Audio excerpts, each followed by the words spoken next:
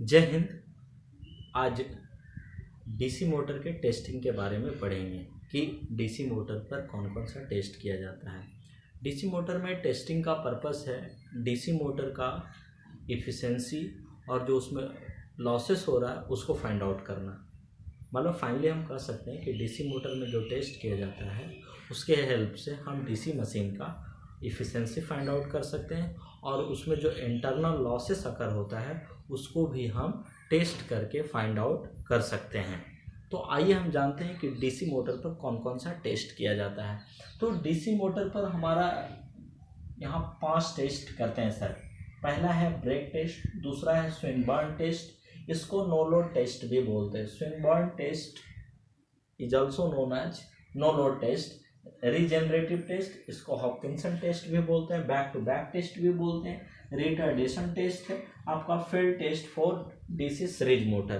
तो सारे टेस्ट को हम बारी बारी से डिस्कस करेंगे, सबके बारे में डिटेल डिस्कशन पढ़ेंगे, सबका एडवांटेज डिसएडवांटेज पढ़ेंगे, इट मीन्स मेरिट डिमेरिट पढ़ेंगे सारे टेस्ट का। तो हम यहाँ सबसे पहले डिस्कस करेंगे ब्रेक टेस्ट। तो आइए हम सबसे पहले ब्रेक टेस्ट के बारे में पढ़ते हैं डीसी मोटर में। सर ब्रेक टेस्ट जो है ना बेसिकली स्मॉल मोटर के लिए किया जाता है।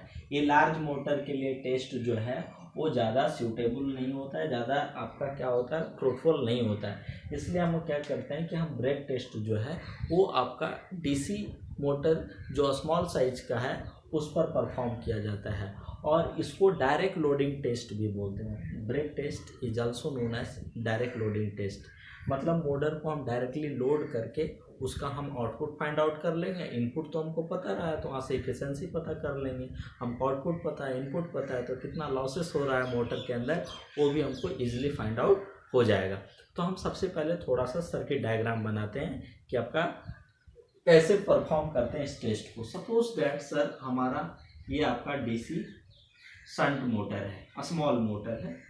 ये आपका सर सप्लाई है, प्लस माइनस टर्मिनल दे दिया है, या मीटर दे दिया है जो लाइन करंट को मेजर करता है, वोल्ट मीटर है जो आपका सप्लाई वोल्टेज को मेजर करता है। ये आपका क्या है सर फील्ड वाइंडिंग हम दे दिए, ठीक है। ये आपका क्या है आर्मेचर देख रहे हो, ये आर्मेचर। हम इसी आर्मेचर इसका इस पर शाफ्ट भी होगा ये जो रोटेट कर रहा होगा इस तरह, और यहाँ पर आपका क्या होगा सर पुली कनेक्टेड होगा। तो हम ये जो आर्मेचर का शाफ्ट है, शाफ्ट पर जो पुली आपका कनेक्टेड है, इस पुली को हम यहाँ दिखा रहे हैं कि ये मोटर का पुली है। ये जो शाफ्ट है ना सर, ये मोटर का जो आर्मेचर शाफ्ट है, शाफ्ट पर हमारा क्या सर ये पुली है और इसका सर रेडियस आर है। रेडियस कितना है आर है। तो इसी पुली को हम यहाँ दिखाए हैं कि ये हमारा क्या है पुली है जो आपका मोटर के शाफ्ट से कनेक्टेड है, मोटर के शाफ्ट पर है। और इसका सर रेडियस ना हम आर मीटर ले रहे हैं। क्या ले रहे हैं आर मीटर हम इसका रेडियस ले रहे हैं। अब हम क्या करते हैं इसको टेस्ट करने, इसको लोड करने के लिए हम क्या करते हैं एक ब्रेक बैंड लगा देते हैं। एक ब्रेक बैंड लगा देते हैं। एक जब हमारा मोटर रोटेट होगा तो पुली भी रोटेट होगा। मान लो इस डायरेक्शन में मोटर रोटेट कर रही तो आपका पुली भी तो रोटेट होगा। जब आपका आर्मेचर रोटेट होगा मोटर का तो शाफ्ट के साथ साथ पुली सब रोटेट होगा, क्योंकि शाफ्ट पर ही आर्मेचर माउंटेड होता है। इसलिए जब आपका क्या है सर जब आपका आर्मेचर रोटेट होगी मतलब शाफ्ट रोटेट हो रहा है तो साथ में साथ पुली रोटेट होगा। तो अब हम क्या करते हैं मैकेनिकल लोड प्रोवाइड करने के लिए हम क्या करते हैं सर पुली पर एक ब्रेक बैंड लगा देते हैं। ब्रेक बैंड का एक टर्मिनल जो है स्प्रिंग बैलेंस के सहारे हम इसको क्या करते हैं सर देखो ग्राउंड से हम कनेक्ट कर दे रहे हैं, फिक्स कर दे रहे हैं। एक एंड हम फिक्स कर दे रहे हैं और दूसरे एंड पर सर हम क्या कर रहे हैं कि हम लोड लगा रहे हैं। और ये लोड मेरा वेरिएबल हो सकता है। क्या हो सकता है वेरिएबल हो सकता है। हाँ ये जो लोड होगा वेरिएबल हो सकता है। मान लो जो स्प्रिंग बैलेंस है ये हमारा स्प्रिंग बैलेंस है, नाम लिख देते हैं स्प्रिंग बैलेंस, ठीक है। और ये मेरा वेरिएबल लोड है जो अलग अलग हमारा क्या है सेक्शन में आप निकाल सकते हो, 1 2 3 करके निकाल सकते हैं। तो आप इसको चेंज कर सकते हो। मान लो कि ये वेट जो है W1 kg है, ठीक है। और स्प्रिंग बैलेंस जो मेजर कर रहा है एट ए टाइम, अभी मान लो W1 kg जब वेट है तो उसमें स्प्रिंग बैलेंस का जो रीडिंग है आपका क्या है W2। ये बेसिकली ना टेंशन को मेजर करता है। स्प्रिंग बैलेंस हमारा बेसिकली क्या है, टेंशन को मेजर करता है। सर किसको मेजर करता है, टेंशन को मेजर करता है। हाँ, तो मान ले रहे हैं कि सर स्प्रिंग बैलेंस का जो अभी आपका मेजरमेंट है वो आपका W2 kg है और आपका जो वेट आप लगा रखे हो वो W1 kg है। तो कह रहा है कि आपका पुली पर रिजल्टेंट लोडिंग क्या होगा। तो resultant loading due to friction, चूंकि आप जब रोटेट होगा पुली तो आपका क्या होगा, ये जो बेल्ट दिख रहे हो ना, ये जो ब्रेक बैंड है, तो ब्रेक बैंड और पुले के बीच आपका फ्रिक्शन होगा। तो रिजल्टेंट लोडिंग कितना होगा, इधर टेंशन देखो ना, इधर ये रोटेट कर रही है, इधर ये इधर रोटेट कर रही है आपका पुली, तो इसके डायरेक्शन में रोटेट कर रही है तो ना, तो ये जो W2 के कारण आपका जो आपका टॉर्क होगा वो पुली को रोटेशन में सपोर्ट करेगा। लेकिन ये W1 जो है इसका वेट इधर है, तो वेट इधर है, पुली इधर रोटेट कर रही है, तो W1 के कारण जो टॉर्क होगा वो पुली को इधर ले जाना चाहेगा, ये पुली को इधर ले जाना चाहेगा और ये जो W2 है पुली को इधर ले जाना चाहेगा। तो भाई रिजल्टेंट लोडिंग क्या होगा पुली पर, तो रिजल्टेंट लोडिंग जो होगा वो W2 माइनस W1 kg होगा। क्या होगा, रिजल्टेंट लोडिंग जो होगा। देखो इधर पहले हम यहाँ से सिंपल कर सकते हैं। देखो यहाँ पे W2 ये हमारा क्या टेंशन है, W2 हमारा क्या टेंशन, तो इसके कारण जो पुली पर, चूंकि ऑलरेडी हमारा पुली रोटेट कर रही है, तो लेकिन इसके कारण जो हमारा क्या होगा, टॉर्क जो इस पर होगा वो इस डायरेक्शन में होगा, मतलब एंटी क्लॉकवाइज डायरेक्शन में होगा, एंटी क्लॉकवाइज, तो वो पुली को इधर ले जाना चाहेगा। मान लो पुली इधर ही रोटेट कर रही है, मतलब सपोर्ट। अब क्या है सर, ये W1 kg है जो आपका वेट इधर है, अब क्या है, ये पुली को इधर रोटेट करना चाहेगा क्लॉकवाइज, तो इसके कारण और इसके कारण आपका क्या हो, दोनों का टॉर्क आपका अपोजिट डायरेक्शन में होगा। तो भाई रिजल्टेंट लोडिंग क्या होगा, resultant loading on pulley due to friction, तो क्या होगा W2 minus W1 kg, W2 minus W1 kg, ये हमारा रिजल्टेंट लोडिंग हो जाएगा सर। तो ये रिजल्टेंट लोडिंग हो जाएगा, समझ रहे हो, आप जानते हो, तो ये हमारा रिजल्टेंट लोडिंग हो जाएगा W2 माइनस W1 kg। तो रिजल्टेंट, और हमारा पुली का रेडियस कितना दिया हुआ है, R मीटर, तो रिजल्टेंट फोर्स निकाल लेते हैं, कितना लग रहा है, रिजल्टेंट फोर्स आपका कितना लग रहा है पुली पर, वहाँ हम यहाँ से निकाल लेते हैं। ये इक्वल टू कितना हो जाएगा, W2 minus W1 into 9.81 Newton, ये हमारा रिजल्टेंट फोर्स लग गया। तो टॉर्क कितना हो जाएगा सर, टॉर्क, और ये जो टॉर्क होगा पुली पर वो शाफ्ट टॉर्क होगा, पुली पर जो, चूंकि पुली शाफ्ट से कनेक्टेड है, यहाँ से जो टॉर्क निकालेंगे वो आपका क्या होगा, शाफ्ट टॉर्क। शाफ्ट टॉर्क कितना हो जाएगा sir, shaft torque tau SH कितना हो जाएगा बताओ तो, force into displacement, force into displacement माने रेडियस से मल्टीप्लाई करोगे, तो हमारा रिजल्टेंट फोर्स कितना है, W2 minus W1 into 9.81 into R, ये हमारा क्या हो जाएगा, टाउ SH। कोई दिक्कत, अब हमारा टाउ SH आ गया sir, W2 minus W1 into 9.81, clear. अब देखिए, आप जानते हैं पावर जो होता है रोटेशनल मोशन में वो आपका P बराबर क्या होता है, tau into omega, tau into omega.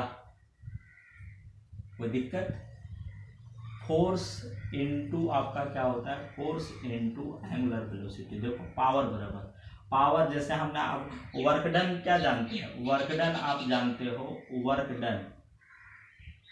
Done आप जानते हैं लीनियर मोशन में, वर्क डन बराबर W बराबर क्या, force into displacement, force into displacement. तो पावर कितना हो जाएगा, W बटा टी माने क्या, F इंटू डी बटा टी, और डी बटा टी माने डिस्प्लेसमेंट बटा टाइम क्या देगा, वेलोसिटी, तो F इंटू भी हो जाएगा, माने आपका जो वर्क डन होगा F इंटू भी हो जाएगा, माने फोर्स इंटू लीनियर वेलोसिटी। तो उसी तरह रोटेशनल मोशन में जो पावर होता है सर, टाउ इंटू ओमेगा होता है, माने टॉर्क इंटू एंगुलर वेलोसिटी। तो एंगुलर वेलोसिटी ओमेगा बराबर क्या होता है, 2 पाई n, जहाँ एन आरपीएस में है, रोटेशन पर सेकेंड, आरपीएस मतलब रोटेशन पर सेकेंड, तो पी बराबर क्या लिखोगे 2πn इंटू टाउ।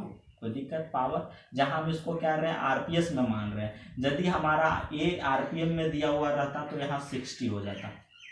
समझ में आ रहा है? उम्मीद करता हूँ आपको समझ में आ रहा होगा। अभी हमने बताया ना सर, देखो लीनियर मोशन में हमारा क्या होता है, वर्क डन जो होता है फोर्स इनटू डिस्प्लेसमेंट, तो पावर कितना हो जाएगा वर्क डन अपॉन टाइम, तो कितना work done force into displacement upon time, और डिस्प्लेसमेंट अपॉन टाइम क्या देगा velocity F into we.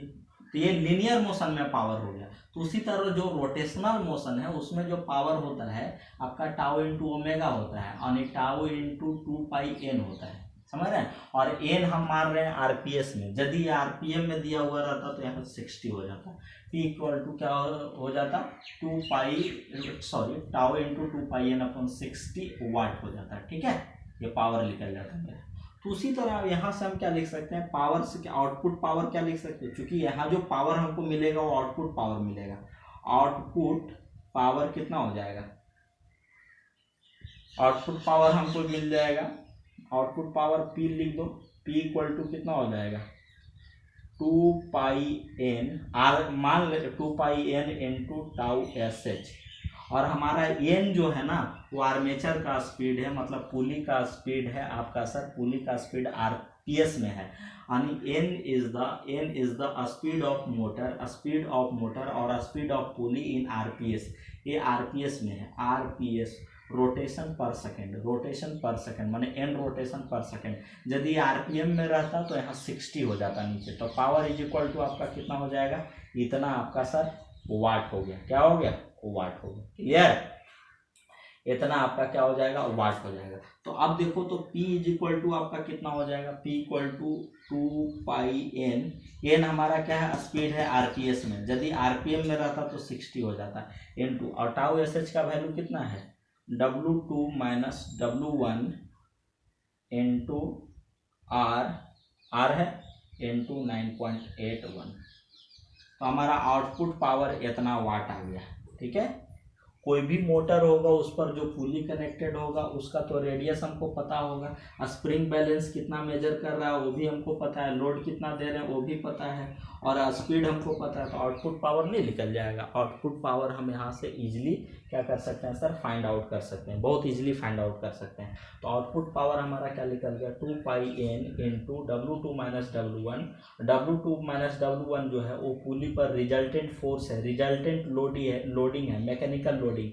W2 minus W1 is the resultant mechanical loading on the pulley and R is the radius of the pulley, और ये 9.81 से multiply कर दिया ना तो ये जो है ये वाला टर्म ये न्यूटन में बदल जाएगा। क्लियर, समझ रहे हैं? हाँ, तो न्यूटन में बदल जाएगा।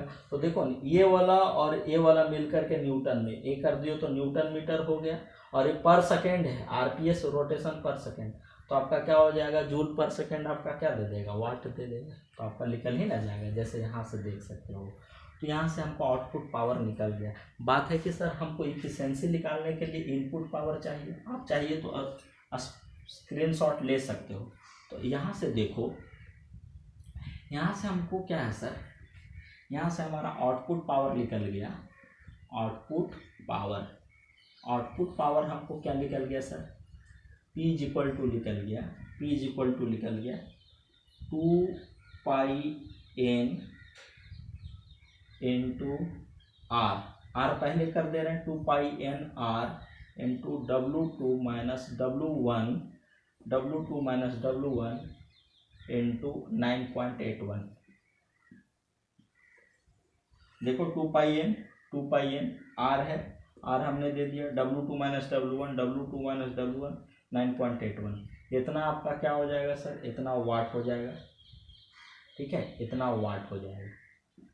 वेयर हमारा क्या है, n जो है आरपीएस में है, RPS rotation per second, are metre में है, आर किस में है, मीटर में।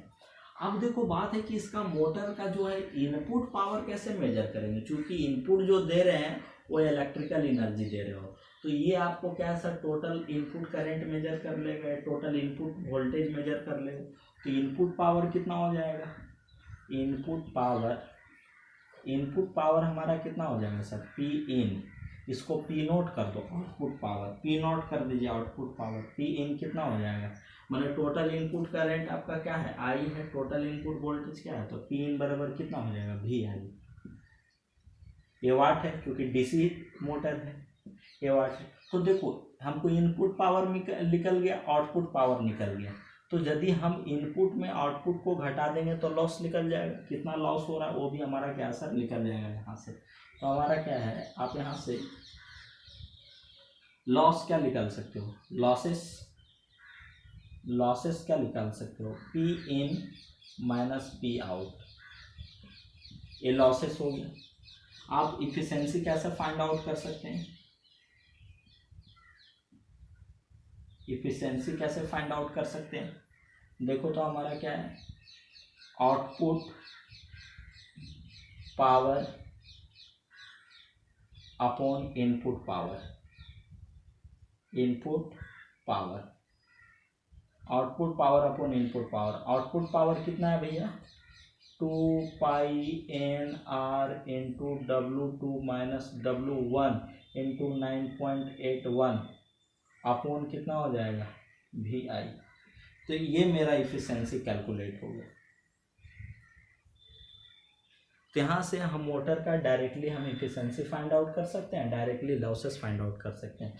तो ये जो आपका ब्रेक टेस्ट है ये बेसिकली स्मॉल मोटर पर परफॉर्म किया जाता है। बड़े मोटर के लिए आपका क्या होता है, काफ़ी कॉम्प्लिकेट हो जाता है, ज़्यादा सूटेबल नहीं होता है, उतना हम लोडिंग ज़्यादा देर तक नहीं कर सकते हैं, बड़े मोटर का उतना लोड भी हम प्रोवाइड नहीं कर सकते हैं क्योंकि उसकी रेटिंग बहुत ज़्यादा होती है, उतना मैकेनिकल लोड हम डायरेक्टली लोडेड नहीं कर सकते हैं। इसलिए उन सब का जो टेस्टिंग किया जाता है इनडायरेक्ट मेथड से किया जाता है या रीजनरेटिव मेथड से किया जाता है। ये आपका बेसिकली स्मॉल मोटर के लिए परफॉर्म करते हैं ब्रेक टेस्ट, और इसमें मोटर को हम डायरेक्टली लोडेड करते हैं और लोडेड करके हम क्या करते हैं, मोटर की इफिशिएंसी और उसमें कितना लॉसेस हो रहा है वो हम इस प्रोसेस से क्या कर सकते हैं सर, फाइंड आउट कर सकते हैं। ये जो पुली दिखाया गया ना, ये मोटर के शाफ्ट पर जो पुली है इसी को हम यहाँ दिखाए हैं, और ये जो आपका ब्रेक बैंड लगाए हैं वो आपको हम सेपरेट करके यहाँ सर क्या कर दिए, आपको दिखा दिए हैं। तो इस मेथड से हम डायरेक्टली क्या करते हैं, छोटे मोटर का हम इफिशिएंसी और उसमें इंटरनल लॉसेस को हम फाइंड आउट कर सकते हैं। लेकिन जो लार्ज मोटर होता है उसको हम क्या कर सकते हैं, इस मेथड से हम नहीं फाइंड आउट करते हैं, उसमें हम इनडायरेक्ट मेथड से फाइंड आउट कर सकते हैं, फाइंड आउट करते हैं। मतलब मोटर को बिना एक्चुअली लोडिंग किए हम क्या कर सकते हैं, उसमें इंटरनल लॉसेस और उसकी इफिशिएंसी हम फाइंड आउट कर लेते हैं। उसी तरह रीजनरेटिव टेस्ट भी करते हैं, उसमें 2 आइडेंटिकल मशीन की रिक्वायरमेंट होता है। तो ये सब सारी चीज़ें हम अगले बारी से धीरे धीरे देखेंगे, अगला पढ़ेंगे स्विनबर्न टेस्ट पढ़ेंगे, उसमें कैसे टेस्टिंग करते हैं मोटर का, तो सब कुछ हम अलग अलग वीडियो बनाएंगे, सारे टेस्ट का अलग अलग वीडियो होगा। तो आशा करता हूँ ये आपको समझ में आया होगा और बढ़िया से इसको नोट कीजिएगा और बढ़िया से समझ के पढ़िएगा, बुक का सहारा लीजिएगा, आपको बहुत अच्छा से समझ में आएगा। तो आज फ़िलहाल इतना ही, धन्यवाद।